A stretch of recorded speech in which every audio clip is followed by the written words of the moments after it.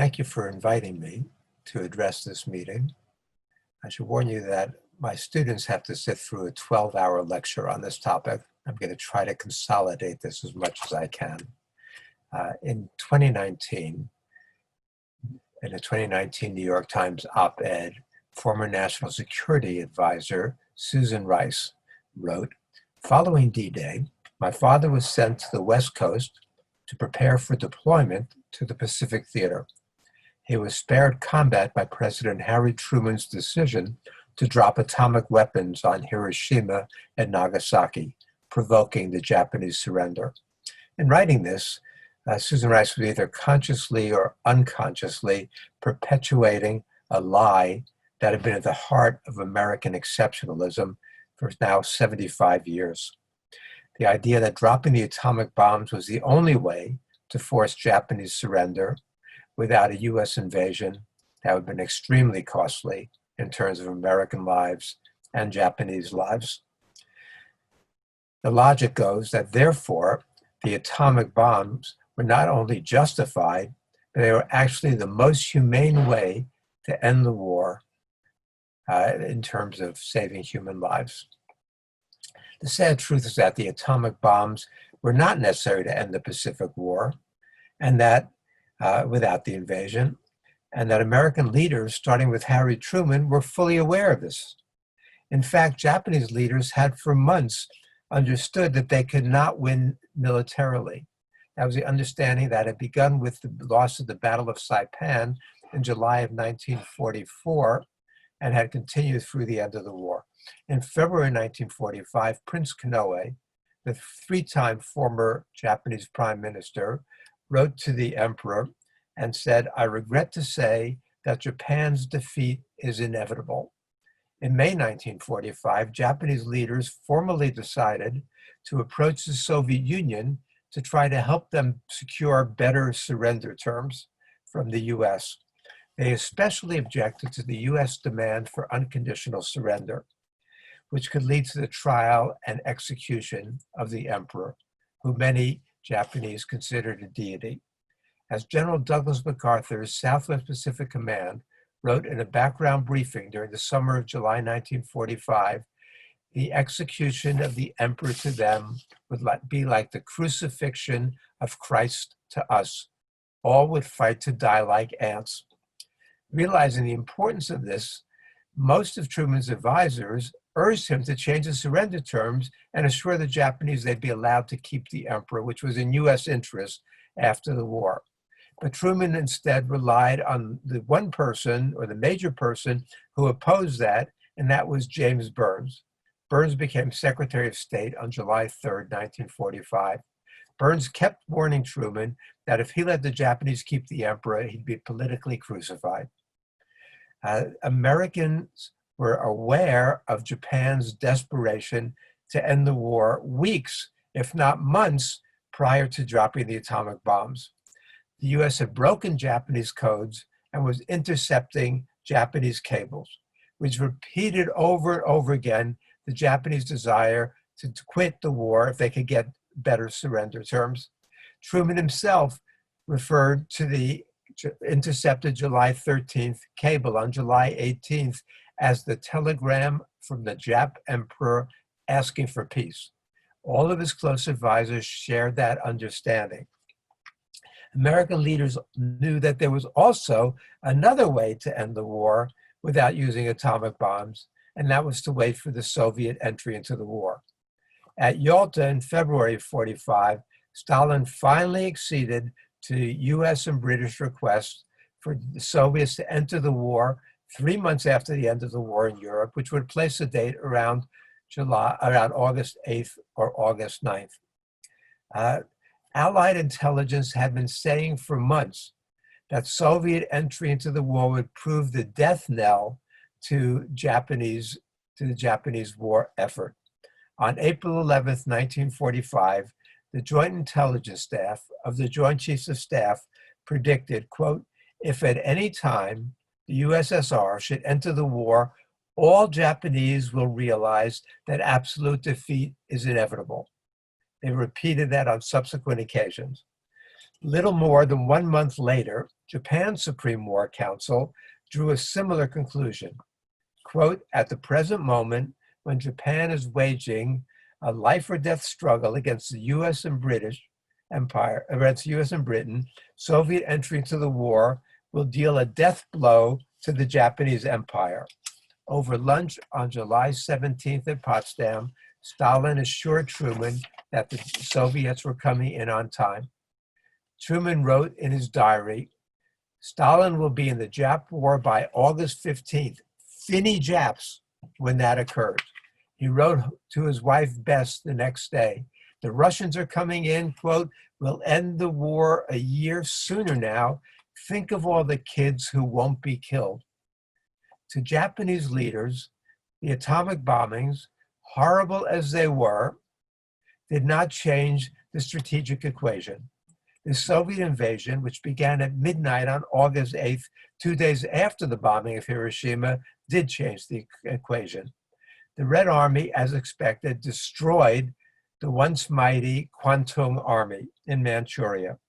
When Prime Minister Kantaro Suzuki was asked on August 13th why Japan needed to surrender so quickly, he responded, Japan must surrender, or quote, the Soviet Union will take not only Manchuria, Korea, Karafuto, but also Hokkaido. This would destroy the foundation of Japan. We must end the war when we can deal with the United States, unquote. By this point, the US had firebombed 100 Japanese cities. Destruction reached 99.5% in the city of Toyama. The Japanese understood the US could wipe out their cities. Hiroshima and Nagasaki were 2 more cities that the Japanese leaders were prepared to sacrifice for the war effort. But the Soviet invasion represented the nightmare scenario that they had been desperately trying to avoid, and now it brought surrender. Post-war American mythmakers clung to the idea that the bombs made it possible to avoid the invasion. The number of American lives supposedly saved has kept climbing over the years, from thousands to 100,000 to 250,000 to 500,000, and then in the words later of Truman and George H.W. Bush, to even higher numbers than that, 1 million and more. Few, prior to Gar Alpervitz's path-breaking 1965 book, Atomic Diplomacy, dared acknowledge that the real target of the atomic bombings was not Japan, but the Soviet Union. Within 11 days of taking office on August 12, 1945, on April 12, 1945, on April 23rd, when Truman met with Molotov, he accused the Soviet foreign minister of having broken all of the Soviet agreements at Yalta. This was not true, but Roosevelt's friendly relations with the Soviet Union and post-war plans had been reversed in a matter of 10 or 11 days. As Brigadier General Leslie Groves, who directed the Manhattan Project, admitted, quote, there was never, from about 2 weeks from the time I took charge of this project, any illusion on my part that Russia was our enemy, and the project was conducted on that basis. Burns told American scientists in late May that the bombs were needed not to defeat Japan, but to drive the Soviets out of Eastern Europe. Others shared that same message. The nuclear arms race soon began.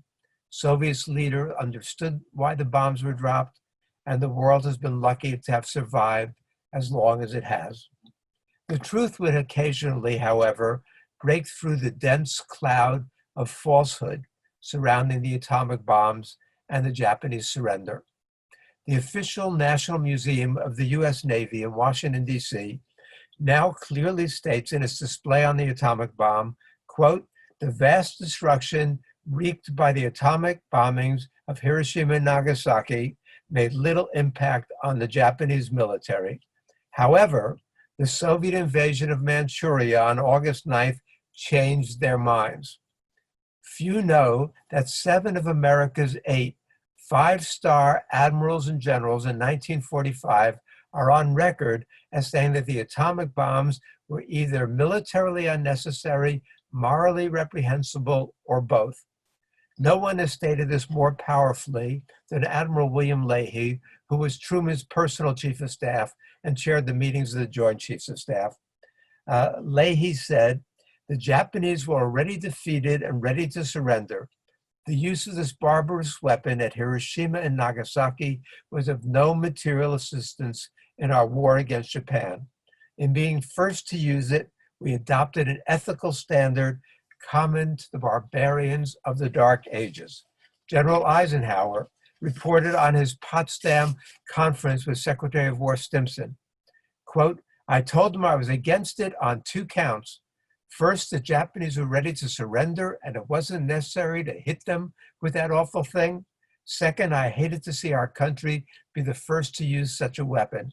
General Douglas MacArthur told former President Herbert Hoover that if Truman had accepted Hoover's May 1945 advice to change the surrender terms, quote, "the Japanese would have accepted it and gladly, I have no doubt, possibly ending the war a month or 2 sooner than actually occurred and saving more lives." But instead, as a scientist feared and warned, the Soviets interpreted the atomic bombings as ruthless acts of aggression against them. They knew better than anyone else of Japan's desperation to surrender. They knew that the atomic bombs were completely unnecessary from a military point of view.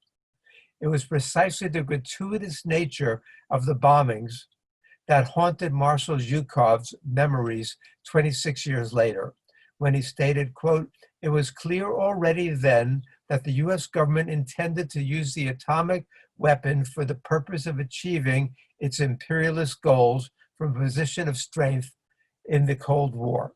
This was amply corroborated on August 6th and 8th. Without any military need whatsoever, the Americans dropped 2 atomic bombs on the peaceful and densely populated Japanese cities of Hiroshima and Nagasaki." As physicist Yuli Karaton recalled, quote, "The whole Soviet government interpreted Hiroshima as atomic blackmail against the USSR, as a threat to unleash a new, even more terrible and devastating war." But Truman understood it, and he understood that it went even deeper, because Truman knew that he was beginning a process that threatened the future existence of life on this planet, and he said so on numerous occasions. When he was at Potsdam on July 25th and got the full briefing of how powerful the bomb test was in Alamogordo, he wrote in his diary, "This may be the fire destruction prophesied in the Euphrates Valley era after Noah and his fabulous ark. Not a more powerful weapon, not a more deadly weapon, but the fire destruction." And he said this on other occasions. To kill hundreds of thousands of innocent Japanese is a war crime. To launch the Cold War and the nuclear arms race is a horrible crime against humanity. But to threaten life on our planet completely with annihilation goes far beyond the other crimes that Truman committed. We've been living with this sword of Damocles hanging over our heads as a species ever since. That reality persists today, which is why it's so essential to look again at the history of the atomic bombings and to once and for all remove this threat that hangs over Americans, Russians, Chinese, and everybody else on our planet. Thank you.